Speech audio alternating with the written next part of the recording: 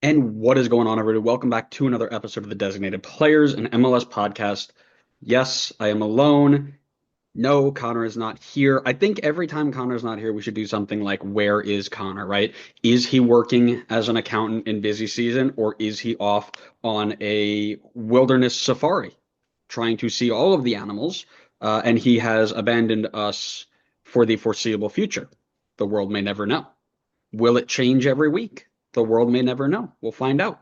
But regardless of that, it is still a couple days before the MLS season kicks off, which means it is time for this podcast to make its very, very accurate predictions. And while I may be alone, I still have Connor's picks. He can't record, but he did take a little bit of time to tell us what he thought. So, like always, guys, we're going to go in. We're going to hit you with our Eastern Conference. We're going to hit you with our Western Conference. We're going to give you some bold predictions. We're going to give you our awards predictions. It is going to be great. And as you can always remember, there are two types of predictions on the show.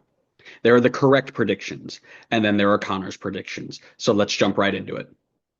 Now, before we do any of that, of course, we have to get into Scarf of the Week because even though Connor's not here and I don't have a guest, we still got to show off a scarf because that's what we do. And if we're talking about the upcoming season, we're talking about the best team in the league. It is the New York Red Bulls with the meat in the front logo. What a fantastic addition. All right, y'all. So this is going to be different because usually this is where Connor and I will sit in and we'll converse about things and we'll talk about why he's so wrong and why I'm so right.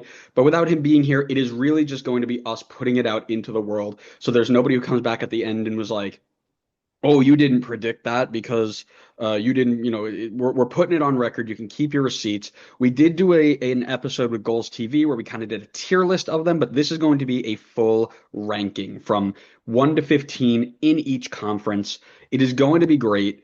And like I said, it's going to be right for one of us. And then I'll read you Connor's, which you can kind of ignore. But I think we'll probably do as we always do, and we'll start in the East. And I'll give you mine first. And we'll go 15 to 1 like always. And I'll give you some of my reasonings for it, while Connor's will just be read out. He didn't leave me any notes, but we'll go ahead and put it out there. So I'm going to start 15 to 1. In 15, I've got Toronto. In 14, I've got DC. In 13, I've got New England. In 12, I have Philadelphia. In 11th, I got New York City. In 10th, I have Montreal. In 9th, I have Nashville. In 8th, I have Orlando. In 7th, I have Chicago. 6th, I have Columbus. 5th, we're at FCC. 4th, we've got Miami. 3rd, we've got Red Bull. 2nd, we've got Atlanta. And 1st, we have Charlotte FC. Now, if you've watched any of our previews or you watched our Goals TV prediction tier list, you will know my prediction, my reasoning behind some of these. And I'll go through really quickly and just kind of rebrief you on some of that, right? So Toronto, I am not thrilled with. I know they just signed a new striker after we did our preview, but there is not a lot of thrill behind this Toronto side. I don't think the roster build is very good, and I think they've got a lot of work to do to get anywhere close to being successful. If I'm putting it out there, this may be the wooden spoon. If I have to pick between them and who I have in the West, I'm probably giving it to Toronto this year. Talked about DC a little bit too. I just think that they are a one-dimensional team that people will figure out. I like Troy Lesesne. I just don't think that he's going to have enough flexibility, if you will, to try and make that team work. New England, it's going to tie into my bold prediction a little bit, which I won't spoil here, but it's not a surprise that there is tension in that team, both on a lot of new players in, but also with the coaching staff. Now, a lot of those players they brought in were from the worst team in history, almost nearly in history, to make up that team. I just don't see it quite working. Philadelphia, I've got moved up to 12. They've got some very interesting new additions late that changed my prediction here. I don't know how they're going to get on with Bradley Carnell from the start. I think they'll struggle a little bit to try and find the pieces, and I just think they might lack that quality to be as successful. New York City as well in that same boat, right? Not a lot of movement in, new coach coming in. They're banking a lot on what they did last season. So they're banking on those moves for Fernandez and Ojeda for really paying off. But they did just lose Santi Rodriguez, which I think is a huge, huge blow for them. And that back line is still a little suspect. Matt Freese, I don't know if he does exactly what he did last year, but it's going to be tough for him for sure. Montreal, I have pushing for that play-in game, and I think I have them just missing out. I like a lot of what they're doing, but I just think there are other teams better than them. Nashville, I think, gets the BJ Callahan bump early. They've added a couple more players that I think are going to really elevate their game from last season. They're going to be defensively strong still, and I'm really interested to see how they can get on. This is a tough one. I had Montreal and then Nashville switched, but I flipped them last minute, so maybe that might not hurt me too bad. Orlando at 8 is a tough one, and I can't tell you really what I've got going for Orlando here. I just think that they're going to take a step back. They started off really rough last year, and worked their way all the way up after losing Facundo Torres and a couple of other pieces. They have added to them. I just don't know how quickly they're going to gel together and mesh. So I've got them at a slow start, but enough to get into the play-in game. I don't think that they're going to miss the playoffs. Chicago's my big one, and I am all aboard the Chicago train. I don't have them in the play-in game. I have them in the playoffs straight out. I like the Triple G signing. We know this. I've mentioned it a bunch of times. I really think it's going to be solid. Along with that, I think they've got all the players they need to be successful with the right coach involved now. And that's the big difference, right? They had the players to be successful the last couple of years, but it's a coach that makes the difference. I'm really excited for Chicago. Columbus have really yet to replace their two big striker signings. I know they've got stuff in the works. They have to, right? There's no way that they don't have something working. But as of right now, there's one striker on the roster, and that's Jason Russell Rowe. You can play Diego Rossi there as another 9, but it just feels like they've thinned out a ton after their really good 2-year run. I don't doubt Nancy Ball though, so I will get them into the playoffs, but it does feel like a really thin roster. But it might be one of those things where they get somebody late, and then it ends up being enough to push them into the playoffs. FCC's addition of Evander put them into 5 for me. They were originally down in like the play-in game, but bringing in Evander and replacing almost like for like Lucho Costa keeps his team in that like 3-4-5 range for me. Inter Miami drops to 4 out of 1 last year, and I think it's just because they've got so many competitions they're in. They're in more than they were last year. There's a lot more travel, and they're going to take them a little bit more seriously. You got Club World Cup, you got Champions Cup. I think those two they're going to really, really focus on hitting hard, and I think MLS may fall to the wayside early on, which would be enough to put them behind. Red Bull at 3 is not a homer pick. I mean, some people might think that, but Red Bull at 3 to me is not a homer pick. I think they've got enough quality in their team at all different areas to be successful all the way through the year. You got to remember, they were a 4th seeded team for a long time before Emil Forsberg got hurt. So if they can stay healthy, they're going to be solid. Carlos Coronel is a great goalkeeper. He stepped it up last year.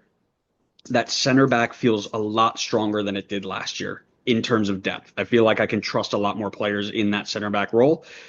The left back and the right back both are really, really solid for us. So getting them up into wing back positions are going to be really, really exciting, especially playing that 3-back role.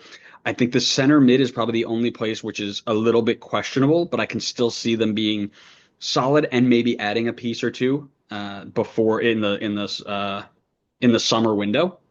And I don't know why, but I'm really backing the signing of Choupo-Moting. I don't know why, but I just feel like this is going to work out for us in ways that things just haven't worked out for us before. So that, unfortunately, and I know this is where we wish Connor was here because now I've got Atlanta ahead of them in number 2. I like the way that they've built that roster. I love the big signing additions, and it feels like they're going to be a team a lot like LA was last year, where their back line may not be the strongest. There are not a bunch of people on the back line. You're like, okay, these are top 3 center backs in the league.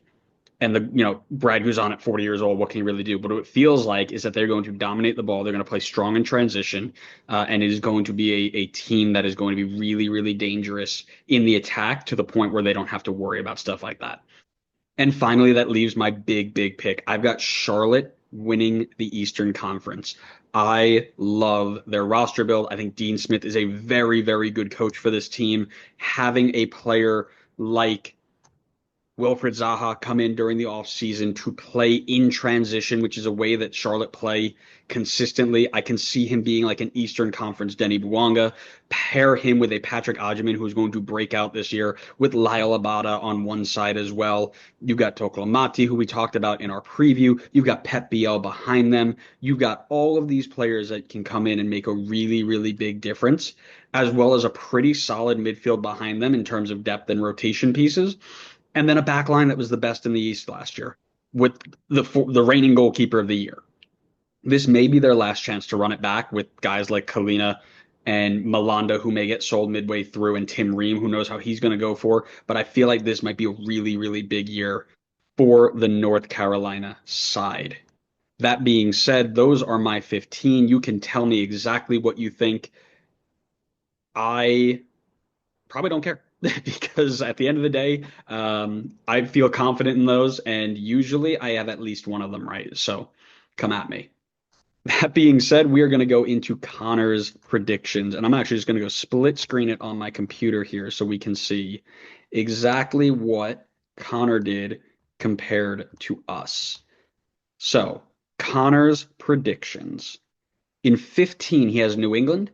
In 14, he has Toronto. In 13, he has DC. In 12th, he has Philly. In 11th, he has NYC. In 10th, he has Montreal. In 9th, he has Nashville. In 8th, he has Chicago. In 7th, he has Red Bull. 6th, he's got Orlando City. 5, he's got Atlanta.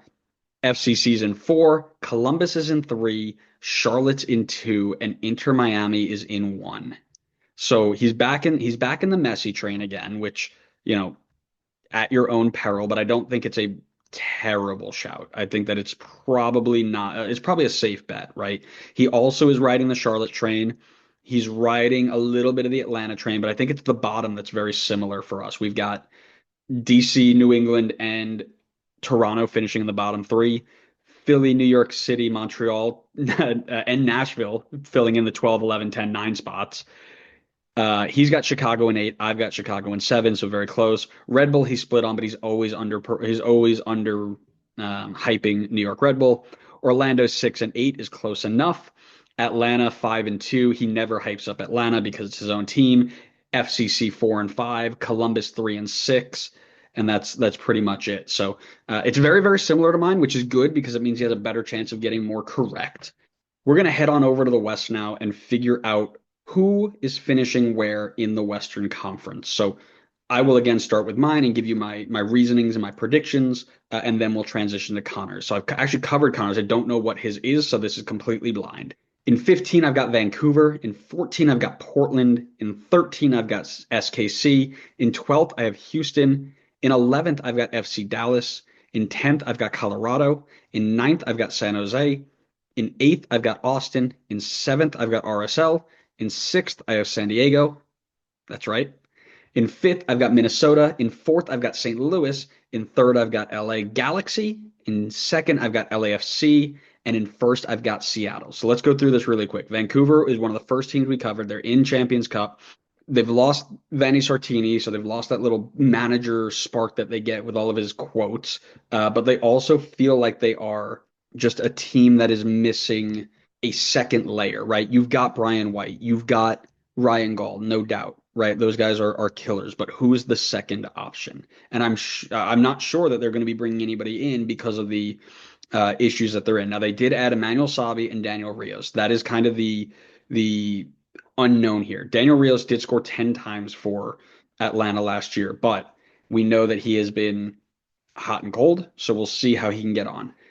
I also don't love the back line. I think that they are, outside of Veselinovic, I think they're okay. Takaoka is either good or really, really bad, and they're a bunch of unknowns. So 15 may be harsh, but that's where I've got them. Portland at 14. I don't know if DaCosta is going to be an Evander replacement, and if he's not a direct replacement, that's a lot of goals that they are leaving on the table. Plus, that back line has not gotten any better since last year, where they gave up a ton of them. They're going to play MLS 4.0 again, and we'll see how it goes, but I don't have faith in that. Sporting KC at 13 is one that again, it's all, a lot of these are coach based, right? I'm not thrilled, obviously, with Peter Vermees in there. I don't like John Polskamp as the or I like John Polskamp as a goalkeeper there, but I don't like the back line in front of him. 3 center backs on roster. Well, technically 4 with Ian James at 16, right? Jake Davis, who may play right back, may play center mid. You might have Kyrie Shelton playing out that way. The addition of Joveljic is interesting, but I don't know how he gets on here because I think Joveljic benefited really, really well from having Puig, Peck, Paintsel around him. He doesn't have that here, so I'm not so sure how he's going to get on with that. Now, Manu Garcia is a good addition as well. Shoppy might be good, might not be good, don't know yet. But again, it's that defensive part that I'm just not thrilled with this group. Benny Ball in Houston. losing Mikael is kind of the big one for me. I'm not thrilled on their team. I don't like Andrew Tarbell in goal, and I know people have tried to talk me out of that for a while. He's not number one quality to me. And I hope I'm proven wrong because I like my friends in Houston. And I think that they deserve to be good again. But if Mikael does go and you got Tarbell, Sviatchenko, and then either Bartlow or Steres, not ideal. Still missing a left back according to transfer market, so we'll see how that gets on. I like the idea of having Eric Duenas and Jack McGlynn to play possession based, and it's going to really come down to Ponce and Aliu to see if they can kick that into another gear. But it just feels like it's not going to come together on the defensive end, and that's what's going to let them down. Dallas is the same way, right? New coach bump is going to be fun, but unproven center backs, right, which is a difficult position to get right in this league because it's not like every other league. They did sign a couple, which is exciting because when we had our conversation with Jose, I think they had three total, right? So it's going to be interesting to see how they go, but I'm just not thrilled on the back line situation. Excited for Musa and then of course Luciano Acosta, but I'm just not thrilled on the rest of it, right? Is Ramiro and Sebastian legit or Patrickson Delgado and Show, you know, there's just something that doesn't feel right about Dallas. And it's felt that way for a while. And I think again, it starts in the back line. Martin Paez is going to have to stand on his head to be something really, really special. We then go to Colorado, which is the first team out of this play-in game, playoff game, and it's simply that I think they're just going to fall short. I've got 9 teams ahead of them that I think are going to beat them out, and I think that they're going to be in contention up until the last day. But I feel like this is a team, especially with a Chris Armas second year bump, which has always been not so good. I think that Colorado drops off. I've got San Jose at 9 because I like I don't bet against Bruce Arena. However, I think that bringing in a majority back line from New England, who only gave up 6 goals less than you last year, who, when you set the goals against record in the league, I think is a tough ask.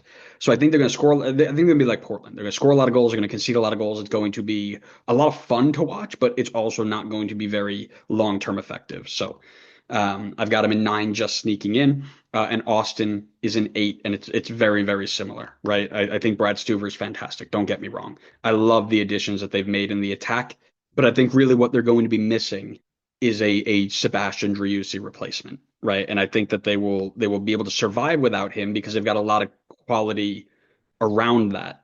But I don't think that it's enough to put him in the top yet. So I think they're one more season away from the top. Okay, RSL at 7. This one, I had my I had my opinions changed by Matty Casey. I had them out of the playoffs and I had them low, but there were a lot of moves that they made in the summer of last season that they're banking on paying off, and I think they do. I like Gonçalves as somebody who can really have a good season. Marschuk is somebody who we are being told to keep an eye on, even by the Real Salt Lake TikTok account. So can't hate that. Cabral is supposed to be a solid goalkeeper option for them. They're still relatively strong in the back. Left back is going to be fine. Right back is going to be fine. Emeka Anelli can fill in. I think he's going to be really, really good. And the return of Pablo Ruiz, and that's a hint for later on, but he was such a good central midfielder that he is going to be a huge piece when they come back. And then again, you've got players who are unproven, but still have the opportunity to be something really, really big. And they can still go out and add in the summer of next year. So I'm kind of banking on that. Then you got San Diego at 6, and I was talking about this on the Goals TV channel, but San Diego at 6 for me is a good spot. I think their attack is very, very deadly. They've got a solid midfield both in creativity and in defensive balance. It's the back line that worries me, but I do feel like they're going to have enough to pick up points in games against teams like Vancouver, Portland, Kansas City, Dallas. I think they're going to be able to pick up points in those games that are going to boost them up the standings. So I have them in 6th place. Minnesota at 5, I think, is just a safe pick, right? They're relatively solid all the way around. The back line is maybe a little iffy, but other than that, I think this is a team that should be competing for the top 4 and just missing out. And we said that in our preview as well, right? This is a team that I would not be, I don't think it'd be crazy that half the season they're in the 1, 2, 3, 4 conversation, and then by the end of the year they're just slipping out of that. St. Louis is going to have a big bounce back, I believe. I think that they overperformed in 23. They very much underperformed in 24. And now not only are they going to come back to the level that they are, but that level has been raised with the additions they've made and the coaching change that they've made. I think that St. Louis is due for a really, really good year, and I'm excited for that. The Galaxy was a tough one for me to place. I wanted to put them lower, but I was kind of convinced out of it.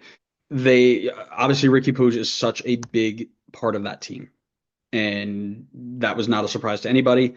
Without him here, I think that there are a lot of people that can step up into his position, right? Marco Reus can go in, Fagundes can go in. Like there are tons of people who can do that.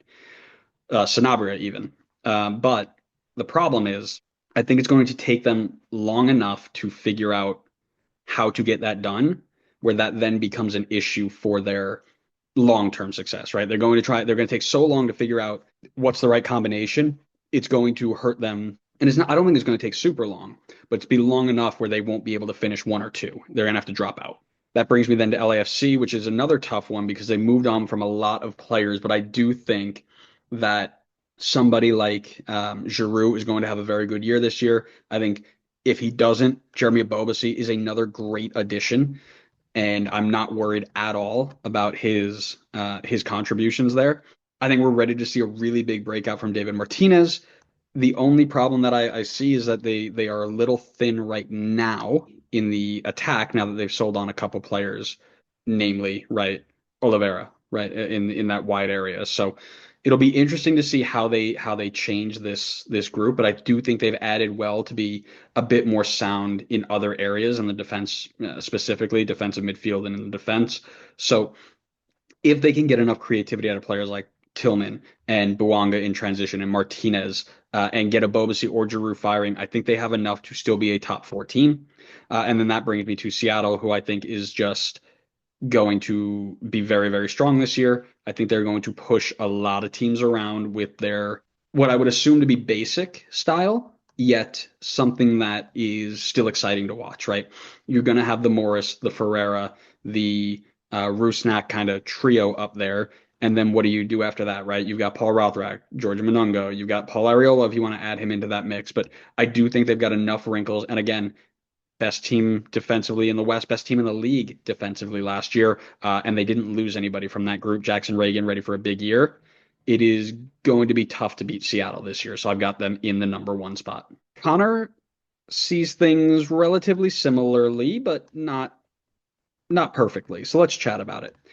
He's got Sporting KC in 15, RSL in 14, Colorado in 13, San Jose in 12, Austin at 11. He's got San Diego missing the playoffs in 10th, Dallas in 9th, Portland at 8, Vancouver at 7, the Galaxy at 6, Minnesota at 5, St. Louis at 4, Houston at 3, the Sounders at 2, and LAFC at 1. So very similar in terms of the top 4 outside of Houston. He's got Houston very, very high, building on to the Benny Ball prediction. The other big differences, right? We both have St. Louis, Minnesota 4-5, Seattle Sounders, LAFC in the 1-2 role.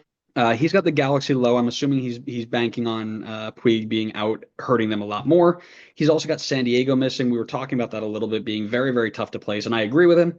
It is tough to place, but we're gonna have to agree to disagree there. I talked about RSL. He was not on that preview, so I would believe I had RSL in that position originally, and then I had my mind changed. So I think if he was on that, he would have changed as well. Austin getting in versus just missing out for me. He's got San Jose straight out while I've got San Jose into the play-in game. Again, maybe he's not riding the Bruce high. I don't know. Maybe he's really banking on that back line not to be so good. We both have Colorado missing. He's got Dallas in the play-in game. I have him just missing out. That's not too bad. We talked about Houston, SKC. He's got Vancouver up at 7. That's another big one. It'll be interesting to see. And I think one of the big things for us was like there's a lot of uncertainty there, and the players might not be motivated to play as hard as they may have in other scenarios. So it'll be very interesting to see how that gets on. But yeah, we're similar in some, but we're way off on others. So that's going to make the West really fun to watch from the Designated Players and MLS podcast. So from now we go to, I believe we do our award predictions next. Yeah, we'll do award predictions next. So we've got the MVP, of course, the Golden Boot, the Golden Glove, Goalkeeper of the Year, Defensive Player of the Year, Newcomer of the Year, Young Player of the Year, Comeback Player of the Year, Coach of the Year, Referee of the Year, and our new favorite addition, the David Goss Theorem Player of the Year. We are going to talk about the player who was signed in the winter, who is going to have a breakout year in 2025. Connor and I actually share a lot of these predictions here. So we're going to start off with the MVP, and it will be no surprise to anybody that we have picked Lionel Messi, both of us, to win MVP because, I mean, come on, let's face it, right? It's not that difficult. Connor is doubling down his Golden Boot prediction in Dallas. Last year, he picked Jesus Ferreira, I think, and that did not go over very well. But he has doubled down on the Dallas hype train, and he has picked Pitar Musa as the Golden Boot, likely with the Luciano Acosta addition, making a very, very interesting pick there for Golden Boot. I myself have gone Cedric Toychart. I think he came onto the scene really, really strong for St. Louis in 2024. In just 761 minutes, he nabbed 5 goals and 4 assists for St. Louis, as well as 2 goals in the League's Cup. This dude is going to go off this year, especially with the addition of Hartel behind him, with guys like Edward Leuven behind him. Conrad Wallum looks really exciting to give him a lot of service. Honestly, I think he might bump guys like João Klaus down in the pecking order, which would be really, really interesting to see. So very excited for that. We'll move on then to the Golden Glove, where we have both tied and gone with Hugo Lloris from LAFC. That back line has gotten really, really strong. Lloris is a solid goalkeeper still, even at his age. And the way that LAFC play, they're going to play a lot with the ball, hopefully, or in transition. They're going to be defensively strong in transition out. I think that it is going to be not, it's going to be close again for Golden Glove, but I do think Lloris pulls it out, as does Connor, evidently.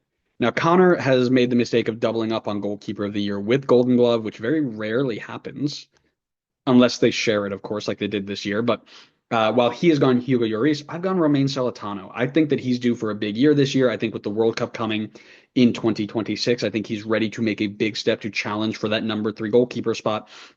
And I think between him and Schulte, they're going to be working really, really hard. And I think he steps up to the next level. Defensive Player of the Year, we also have picked the same player here. Shocker. This is crazy. We never are sharing this many.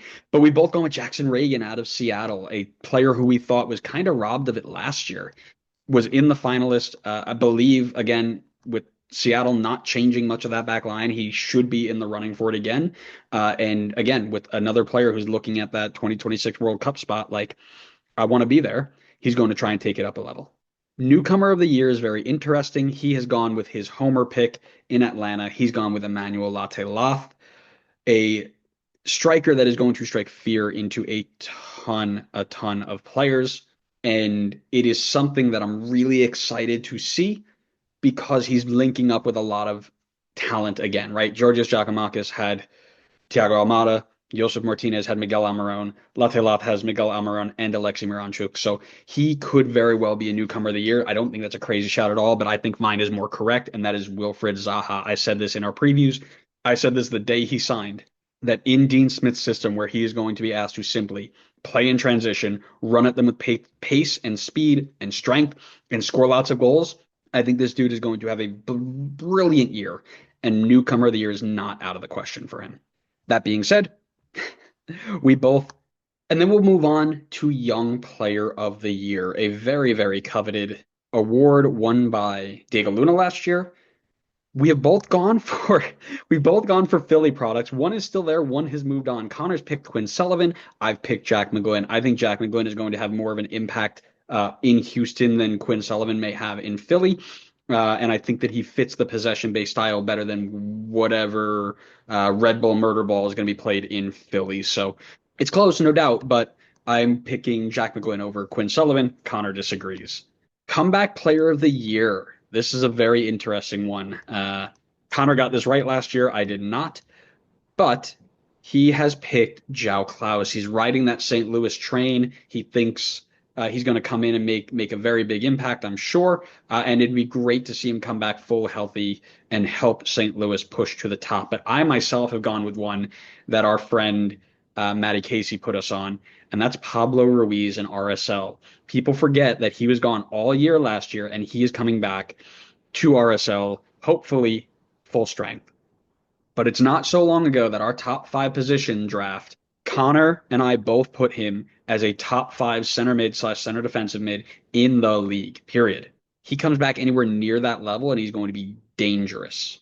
I've got Pablo Ruiz for comeback player of the year.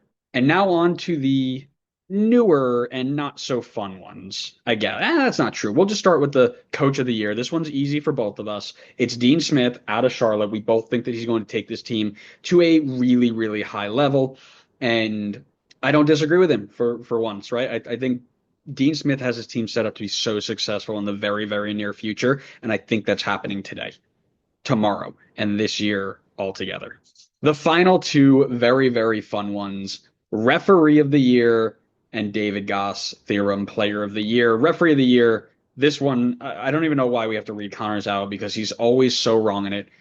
But he's gone with Lucas Spala, and I think he picked it because he knew I was going to mess up that name and he wanted to see me try. I have gone with Filip Dujic, who is also known as Mr. However to those who know. Now, a quick check of the WhoScored.com referee statistics from Major League Soccer, because, yep, we do that sort of stuff. The winner of last year's award, which is Drew Fisher, had a record here. He refereed, Drew Fisher, 19 games, gave out 57 yellows, 3 red cards, and half a penalty per game, right? Connor's Lucas Splaza had 22 appearances with 75 yellows and 9 red cards, which I think is just absurd to even think that somebody with that level of lack of control, 9 red cards, would be even in consideration for something like this. That's 0.41 red cards per game. Drew Fisher only gave out 0.16. Now, Drew Fisher known for letting things get out of hand as well, but in the other direction. So you got to find that nice, happy medium. And who's in that nice, happy medium? Filip Dujic. He gave out 6 red cards and 69 yellow cards. Nice. Where he fell into a 0.32 red card per game, 0.47 on the pens per game, which is exactly what Drew Fisher gave.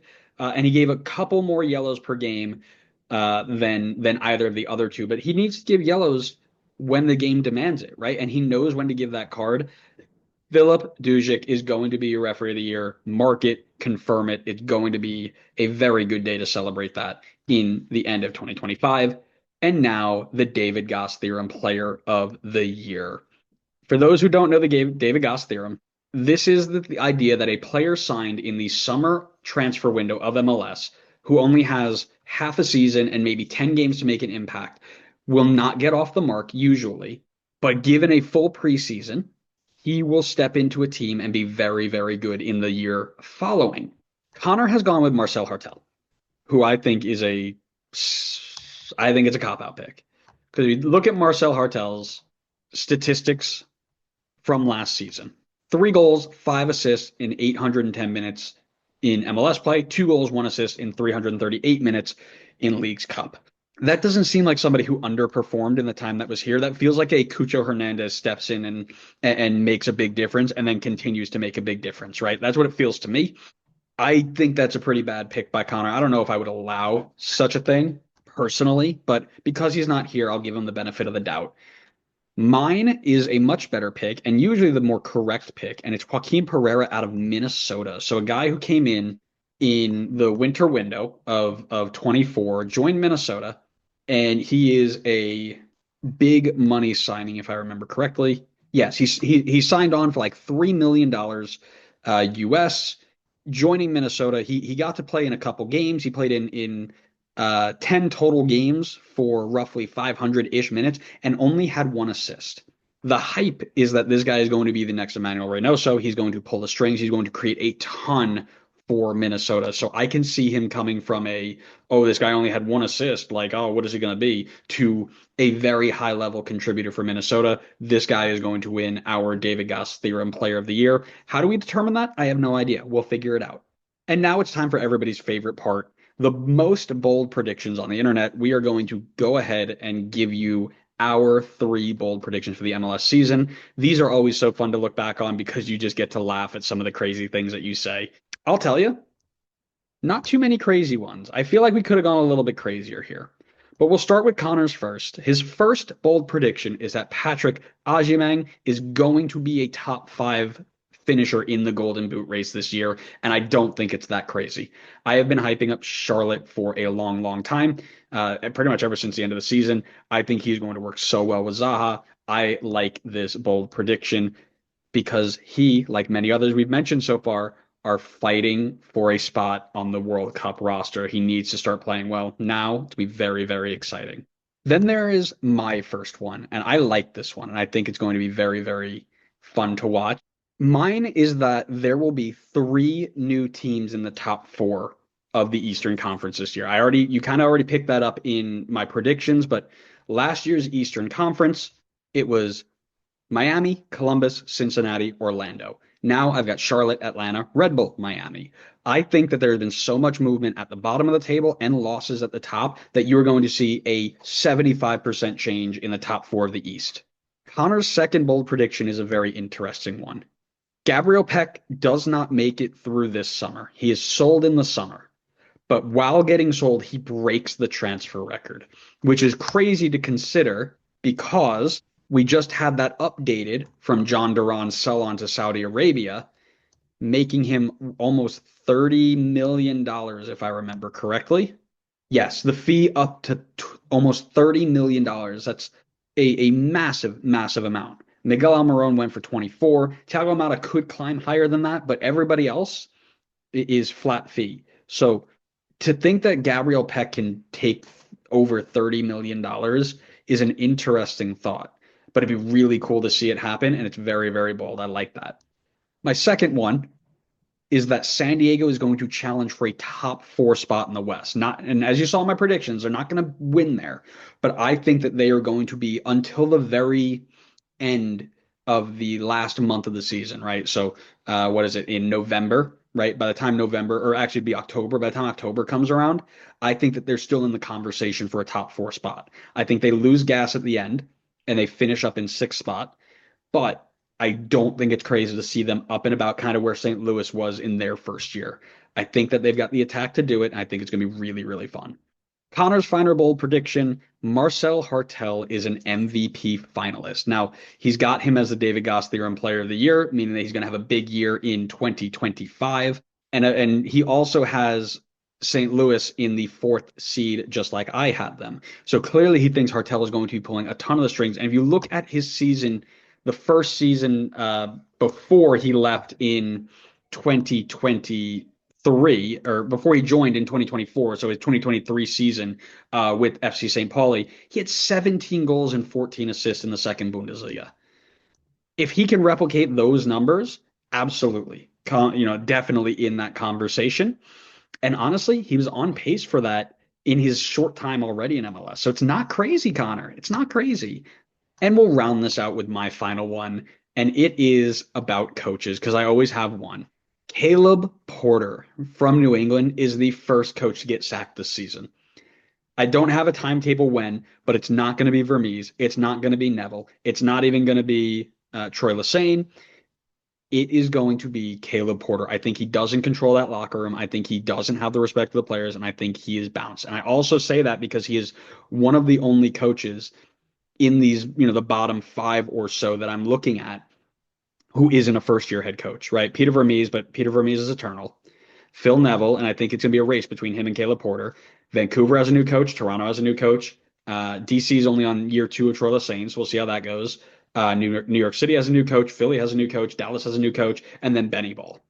So I think of this really bad race, Caleb Porter is going to win and be the first coach sacked this season. But that's going to do it for us, guys. Thanks so much for listening. We hope you enjoyed it. If you did, make sure you leave a like, comment, subscribe, all that good stuff, because we are putting out tons and tons of content with tons and tons of creators. Big focus of this season is going to be lots of collabs with a lot of our friends. So you're going to see us work with a lot of people. It's not just going to be me and Connor or just me whenever Connor decides to come back. You are going to see a ton of collaborations out of the designated players this year. So be sure to subscribe for that. Coming up, we're going to be doing an MLS news segment with Eli Lesser TV. So about the USL's Division One. uh, aspirations, as well as some of the MLS players who have been speaking out against the salary cap. So that should be really fun. Be sure to tune in for that, as well as more MLS history. We are bringing that back this year. It's going to be really, really exciting. So make sure you subscribe for all that, and we will just keep you updated and be sure to interact with us because that's what we're here for, right? So thanks so much for listening. We hope you enjoyed it, and we'll see you next time on the next episode of the Designated Players and MLS podcast. See ya.